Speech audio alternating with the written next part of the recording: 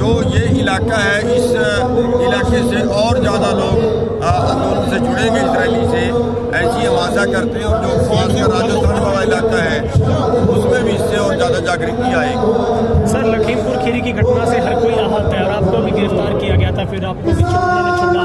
क्या कहना चाहते हैं, आखिर वहाँ पर सुनवाई किसान की पूरी हुई है या क्योंकि ये आ रहा था कि वहाँ पर सेटिंग हुई है सरकार के साथ? देखिए, हमारे देश में पैसे से सत्ता और सत्ता से पैसे का खेल चलता है, लेकिन उत्तर प्रदेश में गुंडागर्दी से सत्ता और सत्ता से गुंडागर्दी का खेल चलता है।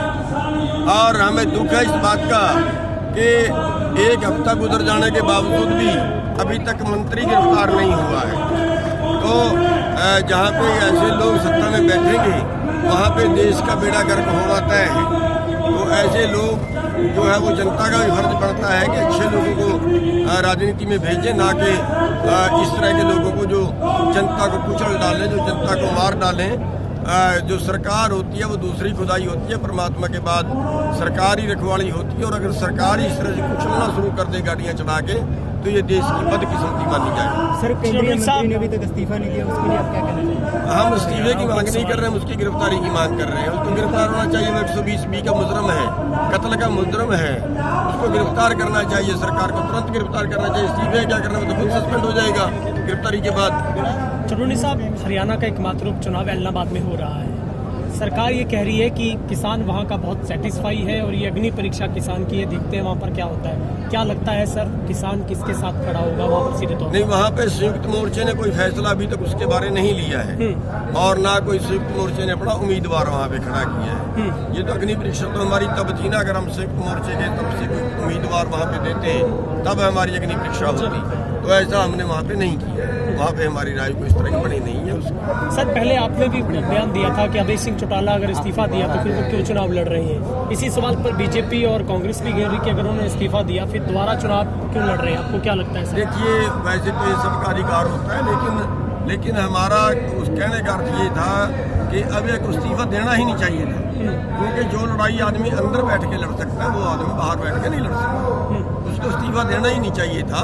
लड़ाई अच्छी थी, वहाँ पे हमारी बहस करता, वहाँ पे लड़ता, वो ज़्यादा बेहतर। चुनौनी साहब, अभी इलाहाबाद में हर गांव में विरोध हो रहा है, जहाँ पर भी बीजेपी का जो प्रत्याशी जा रहा है, आगे भी क्या इस तरीके से रहेगा? देखिए, बीजेपी और जेजेपी का तो विरोध करेंगे, लेकिन वोट ना देने का अनुरोध करेंगे। ये मेरे को भी ज़्यादा अच्छा नहीं लगता कि किसी का दफ्तर ही ना खुलने देना, किसी को धक्के मारना। ये इससे क्या होगा, इससे कुछ गलत मैसेज ना हमारा चला जाए। इसलिए हम सब भाइयों से अनुरोध करेंगे कि वहाँ पे जो विरोध करने का तरीका होता है उसी तरीके से करें। लोगों का उसको वोट नहीं डालना। कल वहाँ से गुरुद्वारा से भी एक कैंडिडेट को धक्के मारे गए। आज पुलिस ने बाई नेम पर्चा भी दर्ज कर लिया बेबी इलाहाबाद में। तो क्या लगता है, इस तरीके से विरोध का तरीका ठीक है कि नहीं? मैं खुद ही ये बात कह रहा हूँ कि विरोध का तरीका गलत है और मैं अपने ग्रुप की मीटिंग में बहुत जल्दी करूँगा। और इसमें जो है वो कहीं पे दंगा अगर हो गया तो हमारी तो बदनामी हो जाएगी, यूनियन की आंदोलन की बदनामी हो जाएगी। तो उससे भी हमें बचना है।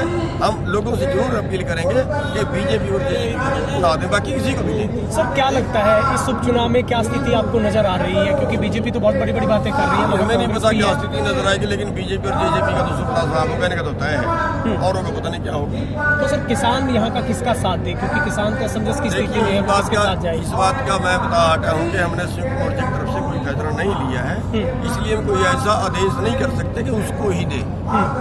ये नहीं। सर, इतने लंबे आंदोलन के दौरान बहुत सारी कड़ियां जुड़ चुकी हैं। मुआवजे की घोषणा की गई है लेकिन दी नहीं गई। यहाँ पर एसिड लीक का मामला भी आया है।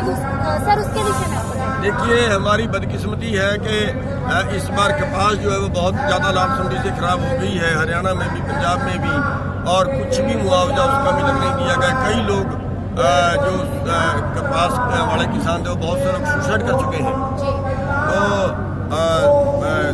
तो मुआवजा कम से कम 40,000 50,000 किले का देना चाहिए। ये 10,000 मुआवजा दे देना जो बात नहीं है। तो कम से कम 40,000 रुपया कम से कम मुआवजा उसका मिले और वो भी तुरंत मिले। ये नहीं है कि नुकसान उसका अब हुआ मुआवजा उसका साल बाद देंगे, वो कोई तरीका नहीं होता। और भी कई चीज़ें हैं जो, जैसे अब की बार बाजरा है, बाजरे की वो पोर्टल बंद कर दिया गया, उसको नहीं खरीद रहे हैं। जैसे धान है, उसमें कई तरह की और उसमें गड़बड़ियाँ करने शुरू कर दी हैं। अभी तक पूरी तरह से मंडियों में खरीद नहीं आई है।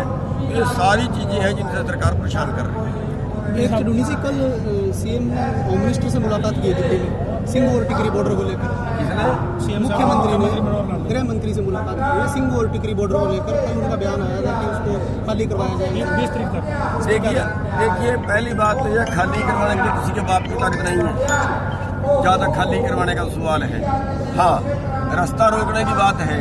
रास्ता हमने रोका नहीं है, हमारी दोनों साइड से खुला है। रास्ता सरकार ने रोका हुआ है और वहाँ पे पैदल निकल के दिखा दे आदमी, गाड़ी निकाल के दिखा दे आदमी। वहाँ पे इतने खड्डे जो हमने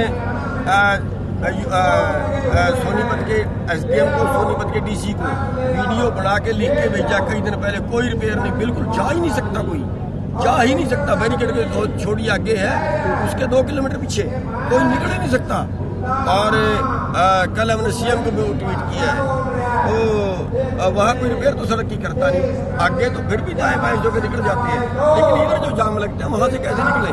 और दूसरी बात, आगे अगर आपने जाके देखा होगा 3 फुट चौड़ी कंक्रीट की और 3-4 फुट ऊंची दीवार की हुई है सरिये डाल के। इतना मोटा एक पिलर पा दिया हुआ है, जितना पुड़का पिलर होता है ना, उससे भी ज़्यादा मोटा पिलर उसमें सरिया, उसके ऊपर जो तार लपेट के कंडा तार वो लगा दी है ब्लेड वाली। चिड़िया भी नहीं निकल सकती उसमें से। उसके आगे 2 लेयर और जो है वो किलों की ऐसे तीछी किले करके गाड़ दिए। हमने रास्ता थोड़ी रोका, रास्ता सरकार ने रोका। आज वो खोल दो, हम भी आगे जाएं, लोग भी आगे जाएं। सर इस तरह के अटकलें जो केमिकल हो जाओगे शहर में गया एक खराब हो गई, केमिकल वाला ट्रक देखिए, अगर जहाँ पे ऐसा हुआ उसको नंबर 1 बात, जिस कंपनी का वो ट्रक था उस कंपनी को मुआवजा देना चाहिए, और अगर वो अपना दे तो सरकार को देना चाहिए, और उस कंपनी से भरपाई करे सरकार। सर अटकलें आ रही है कि किसान संगठन जैसे विघटित होते जा रहे हैं, तो इस तरह की महापंचायतें क्या संदेश देती हैं सर आम जन को, सरकार? देखिए, जब तक हमारा आंदोलन चलेगा, जब तक लोगों को इकट्ठे करके दिखाना पड़ेगा। लोकतंत्र है क्या? लोग कितने इकट्ठे होते हैं, ये तो मैं बात सुना, आवाज उठाएं, नहीं सुनता तो धन्यवाद। Thank you sir, thank you.